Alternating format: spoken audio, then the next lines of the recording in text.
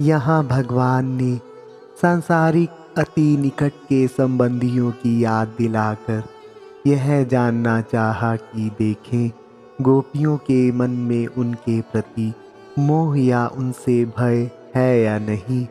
ये माइक जगत में है या ईश्वराभिमुखी है, परंतु गोपियाँ इस परीक्षा में पास हो गई। ऋषि पत्नियाँ इसी प्रसंग पर घर लौट गई थी। गोपियाँ कुछ नहीं बोली। उनके चित्त में संसार की आत्मीयता का कुछ भी मोह नहीं जागृत हुआ। वे भगवान परमात्मा श्री कृष्ण प्रेम में डूब रही थी।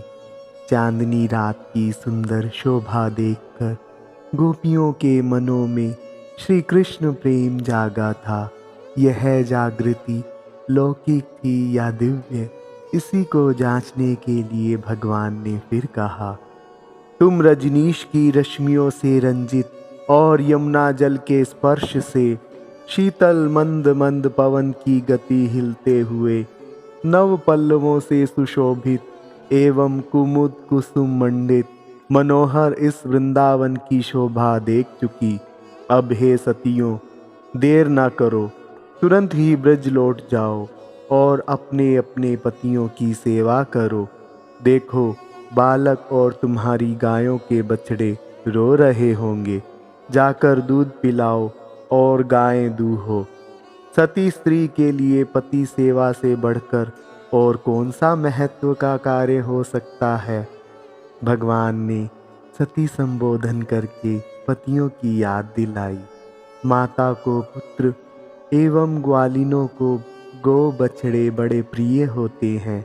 उनका भी करुण शब्दों में स्मरण कराया।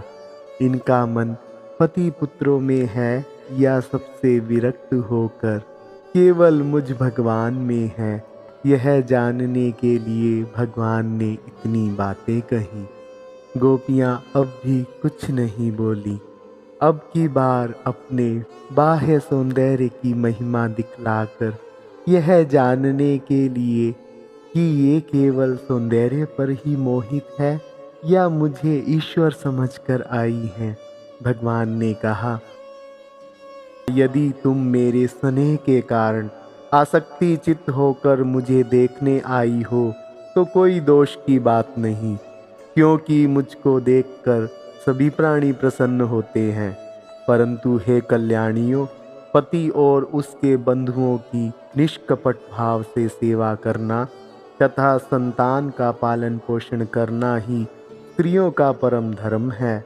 जिन स्त्रियों को शुभ गति पाने की इच्छा हो वे अपने आपातकी पति का किसी भी प्रकार त्याग न करें, चाहे वह बुरे स्वभाव वाला अभागा वृद्ध मूर्ख रोगी या निर्धन ही क्यों ना हो। कुल स्त्रियों के लिए उपपति की जार की सेवा करना सर्वथा निंदनीय है। इससे स्वर्ग की प्राप्ति नहीं होती, संसार में अपकीर्ति होती है। यह अत्यंत ही निंदनीय और भयदायक कार्य है। भगवान ने सब बातें खोल कर रख दी।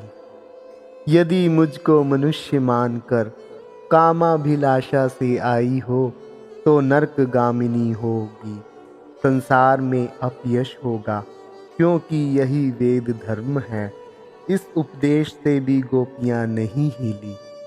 तब भगवान ने उन्हें जांचने के लिए फिर कहा, अच्छा, मुझ में कुछ महत्व समझकर आई हो तो भी मेरे गुण श्रवण दर्शन ध्यान और कीर्तन से मुझ में जैसा प्रेम होता है वैसा पास रहने से नहीं होता, इसलिए तुम अपने घर को लौट जाओ।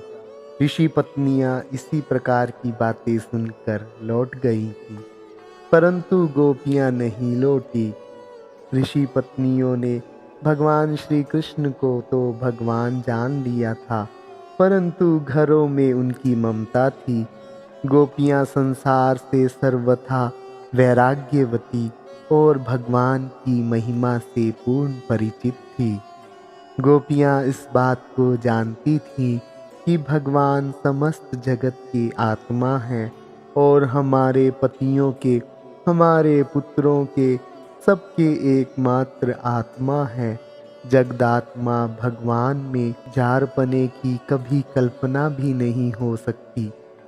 बड़े बड़े ऋषि मुनि तपस्वी योगी संसार के सारे बंधनों को तोड़कर सबसे उपराम होकर जिन सच्चिदानंद प्रभु की भक्ति चाहते हैं, वही साक्षात परमात्मा सुंदर प्रियतम के रूप में हमारे सामने खड़े हैं। उन्हीं के चरणों में हम उपस्थित हैं। अब इन्हें छोड़कर कहीं जाना मूर्खता नहीं तो क्या है।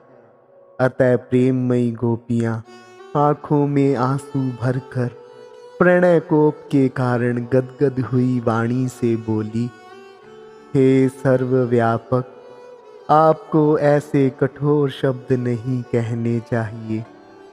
हम अन्य समस्त विषयों को छोड़कर एकमात्र आपके चरण कमलों में ही अनुरक्त हैं। अतः जिस प्रकार आदि पुरुष श्री नारायण मुमुक्षुओं को अपनाते हैं, आप भी हम लोगों को इसी प्रकार ग्रहण कीजिए, कभी त्यागिए नहीं। हे कृष्ण, आप स्वयं धर्म को जानने वाले हैं। सबसे बढ़कर धर्म तो आपके चरणों का आश्रय है। फिर आप कैसे हमें लौट जाने को कहते हैं। आपने जो कहा कि पति पुत्र और बंधु बांधवों की सेवा करना ही स्त्रियों का धर्म है, इस उपदेश के आश्रय आप ही हैं। आप ही धर्म की अंतिम गति हैं।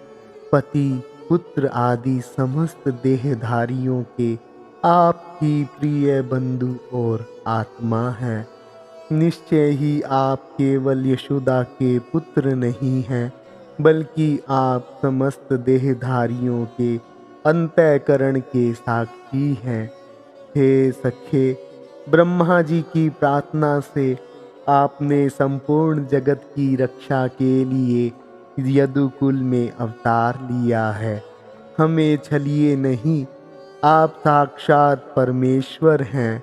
आपके बिना पति पुत्र आदि किसी की भी सत्ता और संभावना नहीं है।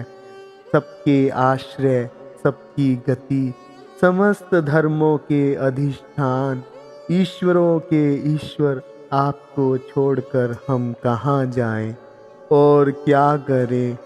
गोपियाँ इस बात को जानती थीं कि भगवान श्री कृष्ण पूर्ण पुरुषोत्तम विज्ञानानंद घन विश्वात्मा परमेश्वर हैं। परमेश्वर ही सबके आत्मा और चरम गति है। अब उन परमात्मा को पाकर गोपियाँ वहाँ से क्यों हटने लगी। उन्होंने कहा, शास्त्रज्ञ पुरुष अपने नित्य प्रति आत्मा रूप आप ही में प्रेम करते हैं। इस लोक में संसार दुख देने वाले पति पुत्रादि से उन्हें क्या प्रयोजन है। अतः हे परमेश्वर, आप हम पर प्रसन्न होइए। हमारी चिरकाल की आशा लता को काटिए नहीं। हम किसी प्रकार घर नहीं जा सकती। हमारा जो चित्त सुखपूर्वक घर में आसक्त था, उसको आपने चुरा लिया। हमारे हाथ घर के कामों में लगे थे, वे भी चेष्टाहीन हो गए, और हमारे पैर भी आपके चरण कमलों से एक पग भी दूर नहीं हटना चाहते। हम किस प्रकार घर जाएं और वहां जाकर अब करें भी क्या।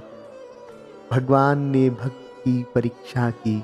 परीक्षा में भक्त उत्तीर्ण हो गया, तब उसे मनवांछित फल दिया। योगेश्वर भगवान ने आत्माराम होकर गोपियों के साथ आत्मरमण किया। इसके बाद भगवान एक बार अंतर्ध्यान हो गए। पीछे से गोपियाँ भगवान के अदर्शन से व्याकुल होकर भगवान को ढूंढती और विविध विलाप करती रहीं। वे बोली, भगवान श्री गोविंद की चरण रज अत्यंत पवित्र है। ब्रह्मा, शिव, रमा आदि भी इसको मस्तक पर धारण करते हैं। हम लोग भी इसे मस्तक पर धारण करें।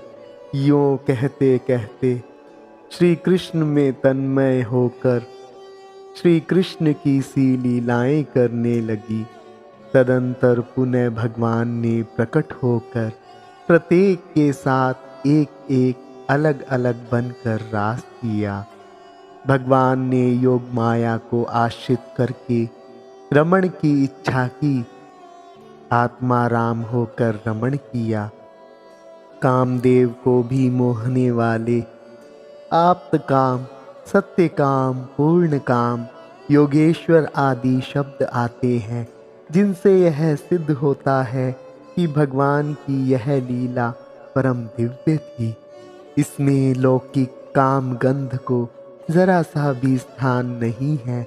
भगवान शब्द से ही सिद्ध होता है कि भगवान में औपत्य हो ही नहीं सकता, क्योंकि वे सबके आत्माराम है, जिनमें अणिमादि आठों ऐश्वर्य विद्यमान हो, जो धर्म, यश, श्री, वैराग्य और ज्ञान के और अटूट भंडार हों, उन्हीं को भगवान कहते हैं। इस प्रकार षडैश्वर्यपूर्ण भगवान में काम वासना या औपत्य घट ही नहीं सकता। भगवान ने यह सारी लीला अपनी योग माया के द्वारा की। जिसकी जैसी इच्छा थी, भगवान वांछा कल्पतरु।